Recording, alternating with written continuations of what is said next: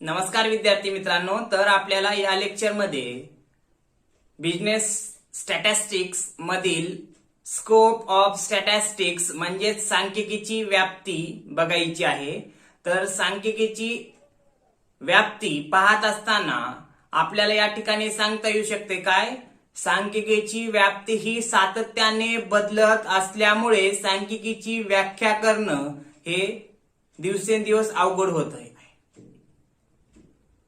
आणि या सांख्यिकीचा वापर प्रत्येक क्षेत्रामध्ये मोठ्या प्रमाणावर होत असल्यामुळे सांख्यिकी हे सर्व विषयाचे साधन असून हे सांख्यिकी प्रत्येक संशोधकाला संशोधन करण्यासाठी आपापल्या सोयीनुसार प्रत्येक जण या तंत्राचा किंवा या सांख्यिकी शास्त्राचा वापर करत असलेला आपणास दिसून येऊ शकतो। त्याबरोबरच पुढे सांगता येऊ शकते सांख्यिकीचा उपयोग प्रत्येक क्षेत्रामध्ये दिवसेंदिवस वाढत असलेला दिसून येतो। म्हणजे सांख्यिकीचा वापर हा प्रत्येक क्षेत्रात, जर सांगायचं झालं प्रत्येक क्षेत्रात, तर व्यापार असेल, अर्थशास्त्र असेल, वनस्पतीशास्त्र असेल, मानसशास्त्र असेल, शिक्षणशास्त्र असेल, वैद्यकीय शास्त्र असेल, अशा सर्वच शास्त्रामध्ये काय या सांख्यिकीचा वापर मोठ्या प्रमाणावर होत असलेला आपणास दिसून येऊ शकतो। त्याबरोबरच पुढे सांगता येईल काय, सांख्यिकीचा वापर मोठ्या प्रमाणावर होत असल्यामुळे सांख्यिकी हे एक तंत्राप्रमाणे काम करत आहे। सांख्यिकी हे शास्त्र एक तंत्र आहे, याचा उपयोग साधन म्हणून प्रत्येक ठिकाणी होत असलेला आपणास दिसून येऊ शकतो। तर बघा या ठिकाणी आपण पाहू सांख्यिकीची व्याप्ती कशासाठी झालेली आहे, कोणकोणत्या ठिकाणी सांख्यिकीचा वापर मोठ्या प्रमाणावर होत असलेला आपणास दिसून येऊ शकतो। तर पहिला पॉइंट सांगता येईल काय, सांख्यिकी आणि व्यापार। आता व्यापाराचा जर विचार केला असता, व्यापार पाहतो आपण व्यवसायामधील निर्णय घेण्यासाठी जे काही संख्यात्मक आकडेवारी आवश्यक असते, ती संख्यात्मक आकडेवारी उपलब्ध करून देण्यासाठी ही सांख्यिकी कार्य करत असलेली आपणास दिसून येऊ शकते। त्यासोबतच काय, व्यवसायाला भविष्यकालीन अंदाज, भविष्यकालीन निर्णय, आपल्या व्यवसायाचे ग्राहक कोण आहेत, किती प्रमाणात आहेत, त्यांच्या आवडीनिवडी काय आहेत, हे सर्व आपल्याला कशामुळे माहित होऊ शकते, तर या सांख्यिकी शास्त्रामुळे आपल्याला माहित होऊ शकते। पूर्वी कसं होतं, व्यवसायाचा व्यापच लहान होता। म्हणजे काय, व्यवसाय लहान होता, व्यवसाय मोठ्या प्रमाणावर किंवा व्यवसायाचा व्याप मोठ्या प्रमाणावर नसल्यामुळे मालकाचा किंवा उत्पादक जो कोणी असेल, वस्तूचं उत्पादन करणारा, त्याचा प्रत्यक्षपणे ग्राहकाशी काय संपर्क येत होता किंवा प्रत्यक्षरित्या संबंध येत होता।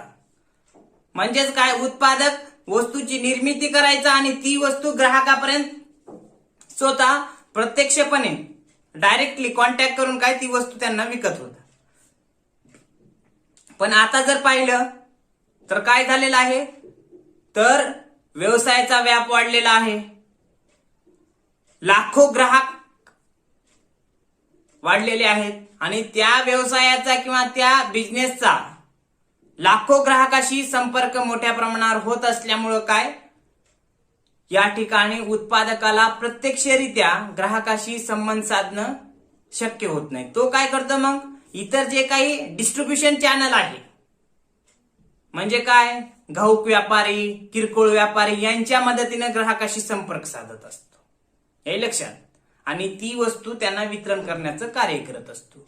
म्हणजेच या ठिकाणी सांगता येऊ शकते काय, की व्यवसायाचे जे काही निर्णय आहेत ते घेण्यासाठी सांख्यिकीचा उपयोग मोठ्या प्रमाणावर होतो। त्याबरोबरच ग्राहकांच्या आवडीनिवडी काय आहेत, ग्राहक कोणत्या वस्तूला मागणी दाखवत आहेत, त्यासंबंधी माहिती, त्यासंबंधी आकडेवारी हे व्यवसाय घेत असतो आणि त्या पद्धतीने उत्पादन करण्याचं काम करत असतो। त्याबरोबरच काय, या सांख्यिकीमुळे काय, बाजारामधली ऍक्च्युअल स्थिती काय आहे हे व्यवसायाला वस्तूचं उत्पादन करण्यासाठी या सांख्यिकीच्या मदतीनं माहीत होऊ शकते.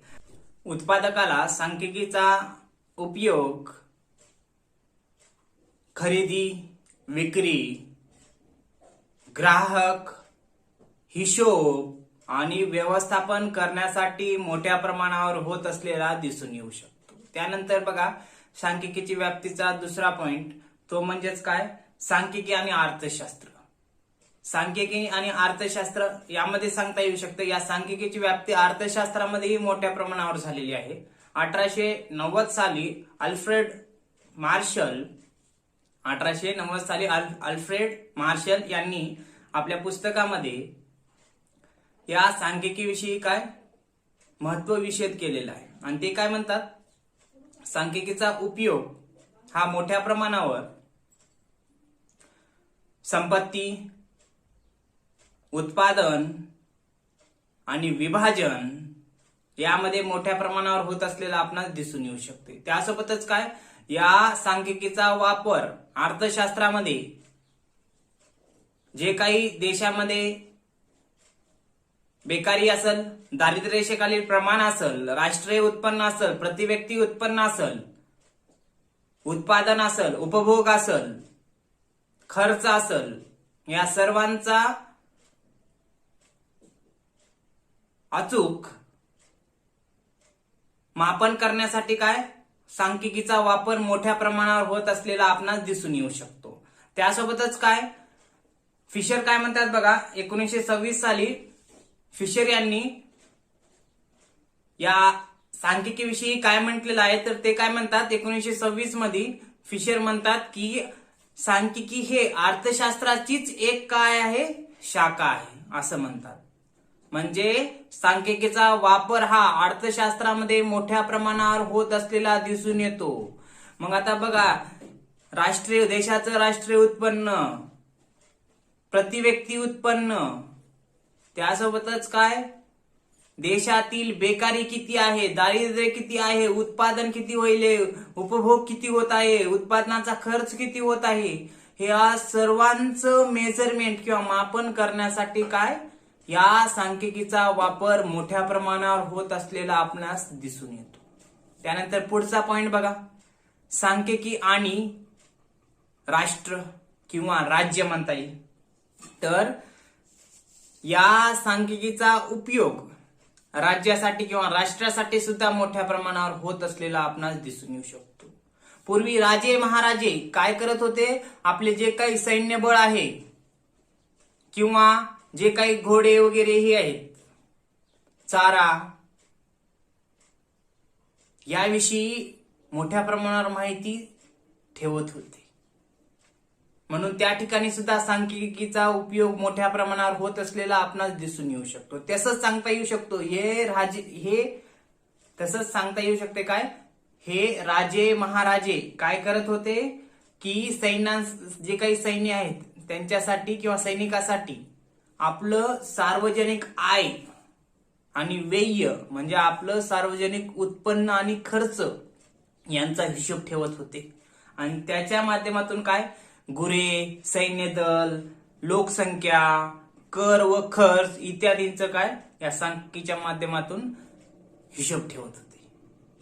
तसंच पुढे सांगता येऊ शकते काय, आता पूर्वी जे राजे महाराजे होते, आता दिवसेंदिवस काय परिस्थिती बदलत गेली. आणि आज जर बघितला, राज्यांचा कारभार किंवा राज्यांचा व्याप किंवा देशांचा व्याप किंवा राष्ट्राचा व्याप हा वाढलेला दिसून येतो. पूर्वीसारखी परिस्थिती नाही. हे लक्षात, पूर्वी संस्थाने राजे होते, त्यामुळं लोकसंख्येचं विभाजन थोडक्यामध्ये ते होत होतं. विशिष्ट राजा विशिष्ट ठिकाणी काय करत होता, तिथल्या प्रदेशाचं काय कारभार पाहत होता. पण आता राष्ट्राचा व्याप वाढलेला दिसून येतो. राज्याची संकल्पना आता व्यापक स्वरूपामध्ये वापरली जाते किंवा राष्ट्राची संकल्पना. मग अशा वेळेस काय होते की राष्ट्र म्हणले की राष्ट्रांचा जो काही विचार केला असता फक्त राष्ट्रामध्ये संरक्षण बाबीविषयकच संरक्षण बाबीचाच विचार केला जात नसून लोकांच्या कल्याणाचा सुद्धा विचार केला जातो. याले लक्षात, म्हणजे लोकांच्या कल्याणाचा विचार करत असताना देशाचं जे काही सार्वजनिक उत्पन्न, सार्वजनिक खर्च असतो यांचा सुद्धा हिशोब ठेवणं गरजेचं आहे. देशामध्ये देशाची उत्पन्नाची प्राप्ती किती आहे, खर्च किती होत आहे, त्यासोबतच इतर राष्ट्रांचं देणं किती आहे, इतर राष्ट्राकडून मिळकत किती आहे, देशामध्ये लोकसंख्या किती आहे, लोकसंख्या वयोगटानुसार किती आहे, त्यामध्ये स्त्रियांचं प्रमाण किती आहे, पुरुषांचं प्रमाण किती आहे, हे सर्वांचा काय हिशोब ठेवण्याचं काम कशाच्या माध्यमातून करण्यात येत आहे, तर या सांख्यिकीच्या माध्यमातून मोठ्या प्रमाणावर होत असलेला आपणास दिसून येऊ शकते. म्हणजे या ठिकाणी सांगता येऊ शकते काय, सांख्यिकी आणि राष्ट्र किंवा राज्य हा एक व्याप्तीचा पॉइंट सांगू शकतो. म्हणजे सांख्यिकीचा वापर राष्ट्रामध्ये किंवा राज्यामध्ये मोठ्या प्रमाणावर होत असलेला दिसून येतो. सरकारला समाजाविषयी, समाजाचं कल्याण करण्यासाठी काही निर्णय घ्यावे लागतात आणि ते निर्णय कशाच्या माध्यमातून घेऊ शकतात, या सांख्यिकीच्या माध्यमातून. आणि सरकार या सांख्यिकीच्या माध्यमातून निर्णय घेऊन ज्या काही योजना जाहीर करत असते सरकार, पंचवार्षिक योजना असतील, दर 5 वर्षाला जाहीर करणाऱ्या असतील, किंवा मग ज्या काही सरकारच्या वेगवेगळ्या योजना असतील, त्या योजनांच्या माध्यमातून या सांख्यिकीच्या आकडेवारीवरून सरकार पाहू शकते काय, पूर्वी जे काही योजना होती त्या योजनेचं प्रत्यक्षरित्या लाभ किती लोकांना भेटलेला आहे, आणि आता ही योजना कोणत्या दृष्टिकोनातून तयार करायची, त्याची अंमलबजावणी कशी करायची, म्हणजेच काय formulation of policy and then implementation of policy. हे लक्षात, अगोदर पॉलिसी फॉर्मेशन तयार करावी लागते आणि त्याचं इम्प्लिमेंटेशन करावं लागते. मग यासाठी सुद्धा सांख्यिकीची काय व्याप्ती झालेली आहे. त्यानंतरचा पुढला पॉइंट बघा, सांख्यिकी आणि नैसर्गिक शास्त्र, स्टॅटिस्टिक्स अँड नॅचरल सायन्सेस. आता सांख्यिकीचा वापर फक्त समाजशास्त्रात किंवा सामाजिक शास्त्रात होत नसून नैसर्गिक शास्त्रामध्ये सुद्धा होतो. आता नैसर्गिक शास्त्रामध्ये सांगता येऊ शकते वैद्यकीय शास्त्र असेल, वनस्पती शास्त्र असेल, प्राणीशास्त्र असेल, जीवशास्त्र असेल, या सर्व शास्त्रामध्ये सांख्यिकीचा वापर मोठ्या प्रमाणावर होत असलेला आपणास दिसून येऊ शकतो. हे लक्षात, नैसर्गिक शास्त्र मी सांगितले काय, वनस्पती आहे, जीव आहे, प्राणी आहे, वैद्यकीय शास्त्र, या शास्त्रामध्ये सांख्यिकीचा वापर दिसून येऊ शकतो. कसा, तर बघा आता डॉक्टर आहेत, डॉक्टरांना एखाद्या पेशंटचा किंवा एखाद्या पेशंटचा इलाज करायचा आहे किंवा उपचार करावायचा आहे पेशंटवर, मग त्यावेळेस त्याला कोणता आजार झालेला आहे याचं सुद्धा मापन सांख्यिकीच्या माध्यमातून करता येऊ शकते. म्हणजेच काय, रोगावर निदान करण्यासाठी एखाद्या व्यक्तीचं तापमान किती आहे, नाडीचा वेग किती आहे, रक्तदाब व वजन किती आहे, इत्यादीची माहिती आपल्याला या सांख्यिकीच्या माध्यमातून होऊ शकते. आणि त्यासोबतच सांगता येऊ शकते काय, जर एखाद्या व्यक्तीचा रक्तदाब, ब्लड प्रेशर 135 पेक्षा जास्त झाले तर त्यास हाय बीपी, ब्लड प्रेशर हाय म्हणून असं म्हणतात. हे लक्षात, म्हणजे बघा याच ठिकाणी सुद्धा सांख्यिकीचा वापर मोठ्या प्रमाणावर होत असलेला दिसून येऊ शकतो.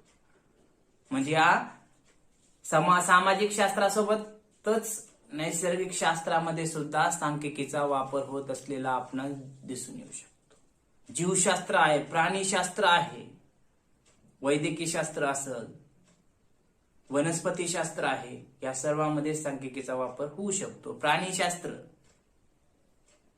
देशामध्ये प्राण्यांची संख्या किती आहे यांचं मापन किंवा यांची मेजरमेंट करता येऊ शकते. त्यासोबतच काय, जीवशास्त्र आहे, जे काही वेगवेगळे जलचर प्राणी आहेत यांचं सुद्धा मापन करता येऊ शकते. त्यासोबतच काय, वनस्पती, पूर्वी वनस्पती कोणत्या होत्या, आता वनस्पती कोणत्या यायलात, आयुर्वेदिक कोणकोणत्या वनस्पती आहेत, या सर्वांचं मापन आपल्याला या सांख्यिकीच्या माध्यमातून करता येऊ शकते. हे एक या ठिकाणी पॉइंट सांगता येऊ शकतो. त्यानंतरचा बघा, सांख्यिकी आणि संशोधन.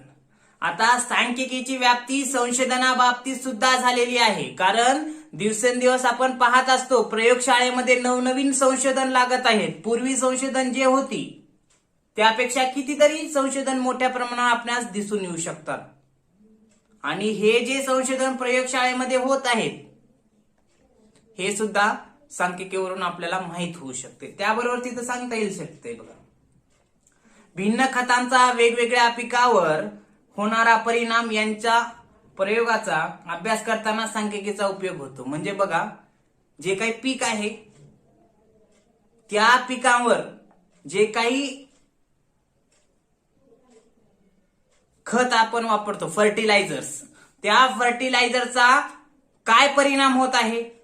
पूर्वी जे काही फर्टिलायझर्स होते, बी बियाणे, खते वगैरे, त्यांचा परिणाम कसा झाला, किंवा आता आपण जे काही फर्टिलायझर्स शेतीमध्ये किंवा पिकांसाठी वापरत आहे त्यांचा परिणाम कशा पद्धतीने होत आहे हे सुद्धा सांख्यिकीच्या माध्यमातून आपल्याला माहित होऊ शकते.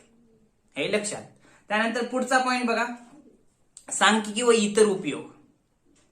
आता सांख्यिकीचा उपयोग मी अगोदरच सांगितलं काय, जवळपास सर्व क्षेत्रामध्ये होत असलेला आपणास दिसून येऊ शकतो. त्यामध्ये सांगता येऊ शकते सांख्यिकीचा वापर बँकिंग क्षेत्र असेल, म्हणजे बँकिंग सेक्टर असेल, LIC असेल, ट्रान्सपोर्ट सिस्टीम असेल, त्याबरोबरच काय कंपन्या असतील, सामाजिक कार्यकर्ते असतील, श्रम संघटना असतील, हे सर्वच काय करणार आहेत, या सांख्यिकीचा किंवा संख्यात्मक माहितीचा वापर करत असलेला आपणास दिसून येऊ शकतो. तसंच व्यवसायामध्ये व्यवस्थापन केलं जाते, त्या व्यवस्थापनामध्ये सुद्धा सांख्यिकीचा वापर होत असतो. व्यवस्थापनाचे 3 स्तर, टॉप मॅनेजमेंट, मिडल मॅनेजमेंट आणि लोअर मॅनेजमेंट, या मॅनेजमेंट बाबतीत सुद्धा व्यवस्थापन करायचं असल्यास काय सांख्यिकीचा उपयोग मोठ्या प्रमाणावर होत असतो. म्हणून या ठिकाणी एकत्रितरित्या सांगता येऊ शकते काय, की सांख्यिकीचा वापर हा मोठ्या प्रमाणावर होत असल्यामुळे सांख्यिकीची व्याप्ती जवळपास सर्वच ठिकाणी झालेली आहे. मग बघा सांख्यिकीची व्याप्ती कुठं कुठं झालेली आहे हे ओव्हरऑल मी थोडक्यात सर्वच सांगतो. सांख्यिकीची व्याप्ती व्यापारामध्ये झाली, सांख्यिकीची व्याप्ती अर्थशास्त्रामध्ये झाली, सांख्यिकीची व्याप्ती राज्यासाठी झाली किंवा राष्ट्रासाठी झाली, सांख्यिकीची व्याप्ती नैसर्गिक शास्त्राच्या बाबतीत झाली, सांख्यिकीची व्याप्ती संशोधनासाठी झाली, सांख्यिकीची व्याप्ती बँकिंग, विमा, LIC, हे लक्षात, म्युच्युअल फंड, शेअर मार्केट, सामाजिक कार्यकर्ते, कामगार संघटना किंवा मग जे काही वेगवेगळ्या ब्युरो असतात या ठिकाणी सुद्धा सांख्यिकीचा वापर मोठ्या प्रमाणावर होत असलेला आपणास दिसून येऊ शकतो. त्याबरोबरच काय जगभरामध्ये या सांख्यिकीची व्याप्ती मोठ्या प्रमाणावर झालेली आपणास दिसून येऊ शकते. त्यासोबतच मानवी कल्याण करण्यासाठी सुद्धा या सांख्यिकीची व्याप्ती मोठ्या प्रमाणावर झालेली आपणास दिसून येऊ शकते. आणि या सांख्यिकीचा उपयोग समाजाच्या कल्याणासाठी, समाजातील प्रत्येक व्यक्तीच्या कल्याणासाठी, हितासाठी सुद्धा केला जात असलेला आपणास दिसून येऊ शकतो. म्हणून या ठिकाणी थोडक्यात सांख्यिकीची व्याप्ती सांगता येऊ शकते. तर पुढल्या लेक्चरमध्ये आपण यानंतरचा पॉइंट घेऊ. ओके.